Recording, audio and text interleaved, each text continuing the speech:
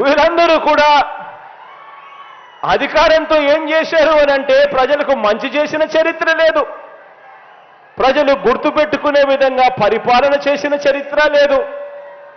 ఆ అధికారంతో కేవలం దోచుకోవడం, దోచుకున్నది పంచుకోవడం మాత్రమే జరిగాయి అని చెప్పి ఆలోచన చేయమని కోరుతా ఉన్నాను మీ అందరితో కూడా. మీ బిడ్డ ప్రభుత్వంలో ఈ 55 నెలలుగా మీ బిడ్డ ఎలా చేయగలిగాడు, ఎందుకు ఆ 5 సంవత్సరాలలో గత ప్రభుత్వంలో ఎందుకు చెయ్యలేకపోయారు వాళ్ళు అని ఆలోచన చేయమని మిమ్మల్ని అందరినీ కూడా కోరుతా ఉన్నా. ఈరోజు వాళ్ళు చేసిన పరిపాలన వల్ల వాళ్ళు ప్రజల మనసుల్లో లేరు, వారికి విలువలు లేవు, వారికి విశ్వసనీయత అంతకన్నా కూడా లేదు. వాళ్ళ దృష్టిలో అధికారం అన్నది కేవలం ప్రజలకు మంచి చేయడం కోసం కాదు, వాళ్ళు బాగుపడడం కోసం మాత్రమే అధికారం. ఈరోజు అడుగుతా ఉన్నా నేను మీ అందరినీ కూడా ఆలోచనలు చేసి వాళ్ళందరినీ కూడా అడగమని చెప్పి కూడా మీ అందరితో కూడా కోరుతా ఉన్నా. అధికారం కోసం ప్రజలకు అబద్ధాలు చెబుతూ, మోసాలు చేస్తూ, వెన్నుపోట్లు పొడిచే వీరి రాజకీయం ఎలా ఉందో 4 మాటల్లో మీ అందరికీ కూడా చెబుతాను. ఈ దుష్ట చతుష్టయానికి సంబంధించిన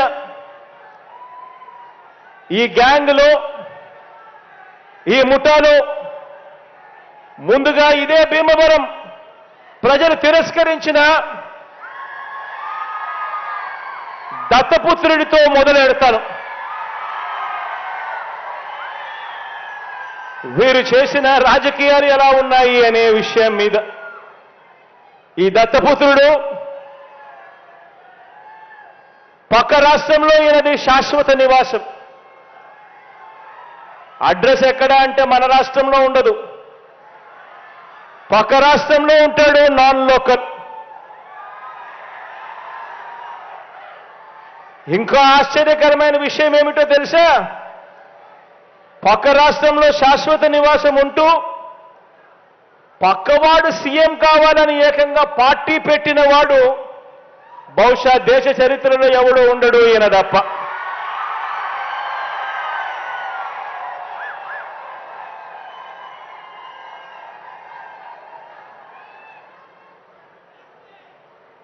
ఈ మనిషి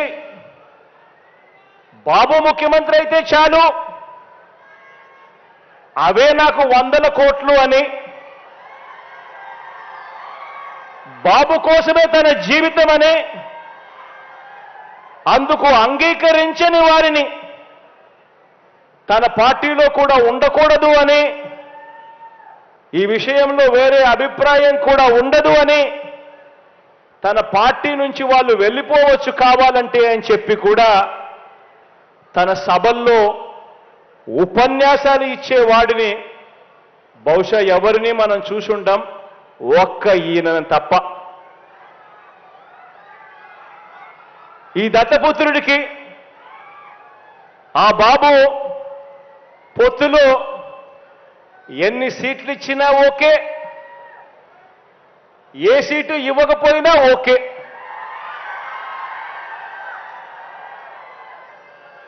చిత్తం ప్రభు అనే త్యాగాల త్యాగరాజుని మాత్రం ఇప్పుడే ఈ దత్తపుత్రుడిలో మాత్రమే చూస్తాం.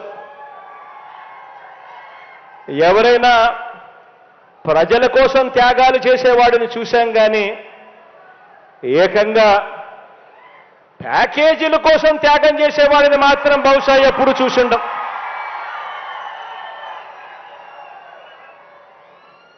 ప్యాకేజీల కోసం తన వారిని త్యాగాలు చేసే ఈ త్యాగాల త్యాగరాజును మాత్రమే చూసింటాం.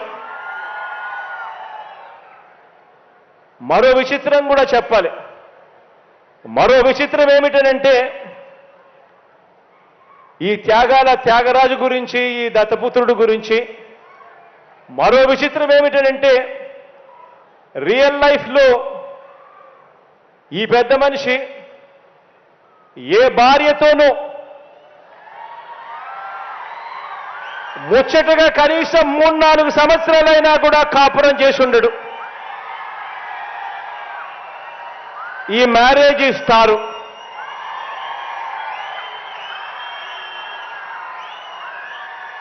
ఆడవాళ్ళను కేవలం ఆట వస్తువులుగా మాత్రమే చూస్తూ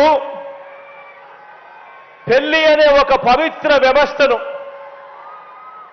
పెళ్లి అనే ఒక పవిత్ర సాంప్రదాయాన్ని మంటగలుపుతూ 4 ఏళ్లకోసారి పెళ్లి చేసుకోవడం, మళ్ళీ విడాకులు ఇచ్చేసేయడం, మళ్ళీ పెళ్లి చేసుకోవడం, మళ్ళీ విడాకులు ఇచ్చేసేయడం, ఏకంగా కార్లను మార్చినట్టుగా భార్యలను మారుస్తా ఉన్న ఈ పెద్ద మనిషి 3 సంవత్సరాలకు 4 సంవత్సరాలకు భార్యలను మారుస్తా ఉన్న ఈ పెద్ద మనిషి ఇప్పటికే 3 భార్యలు అయిపోయారు అని అంటే ఆలోచన చేయమని అడుగుతా ఉన్నా. ఈరోజు మనమంతా ఉన్నాం. నాకైతే 2 ఆడపిల్లలు ఉన్నారు. మనమంతా కూడా ఆలోచన చేయాలి. మనకు చెల్లెళ్ళు ఉన్నారు, మన ఇళ్లలో ఆడబిడ్డలు ఉన్నారు. ఇలాంటి వాళ్ళు నాయకులు అవుతే, ఇలాంటి వాళ్ళు ముఖ్యమంత్రులు ఎమ్మెల్యేలు అవుతే, ఇలాంటి వాళ్ళను ఇన్స్పిరేషన్గా తీసుకొని 4 ఏళ్లకు ఒకసారి 3 ఏళ్లకు ఒకసారి ఇదే మాదిరిగా ప్రతి ఒక్కరూ కూడా చేయడం మొదలు పెడితే నిజంగా మన ఆడబిడ్డల పరిస్థితి ఏమిటి, మన చెల్లెళ్ళ పరిస్థితి ఏమిటి, మన ఆడబిడ్డల పరిస్థితి ఏమిటి? ఇలాంటి పరిస్థితిని, ఇలాంటి కార్యక్రమాలు చేసే ఇలాంటి వారిని సమాజంలో, రాజకీయాలలో ఇలాంటి వారికి కనీసం ఓటు వేయడం కూడా ధర్మమేనా అని చెప్పి కూడా ఆలోచన చేయమని కోరుతా ఉన్నా. ఆలోచన చేయమని అడుగుతా ఉన్నా. ఇలాంటి ఆయనేమో ఏ భార్యతోనూ కనీసం 3-4 సంవత్సరాలైనా కూడా కాపురం చేయలేడు. కానీ పొలిటికల్ లైఫ్లో మాత్రం చంద్రబాబు నాయుడుతో మాత్రం తన వివాహ బంధం కనీసం 10-15 సంవత్సరాలైనా ఉండాల్సిందే అని చెప్పి ఏకంగా తన క్యాడర్కు చెప్తా ఉన్నాడు. తన క్యాడర్కి ఇదే మాటలు చెప్తా ఉన్నాడు. చంద్రబాబు నాయుడుతో వివాహ బంధం కనీసం 10-15 సంవత్సరాలైనా ఉండాలి అని చెప్పి. నేను అడుగుతా ఉన్నా, ఆలోచన చేయమని అడుగుతా ఉన్నా మిమ్మల్ని అందరినీ కూడా. నేను అడిగేది ఒకటే,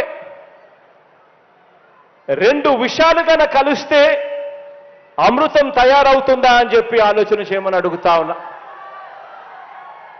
4 వంచకులు కలిస్తే మంది పెరుగుతారు కానీ ప్రజలకు చేసే మంచి పెరుగుతుందా అని చెప్పి నేను అడుగుతా ఉన్నా. ఆలోచన చేయమని చెప్పి నేను మిమ్మల్ని అందరినీ కూడా కోరుతా ఉన్నాను. ఒకరేమో పిల్లనిచ్చిన మామ, ఒకరైతే పిల్లనిచ్చిన మామ, సాక్షాత్తు కూతుర్నిచ్చిన మామ ఎన్టీ రామారావునే వెన్నుపోటు పొడిచిన క్యారెక్టర్ ఒకరిది.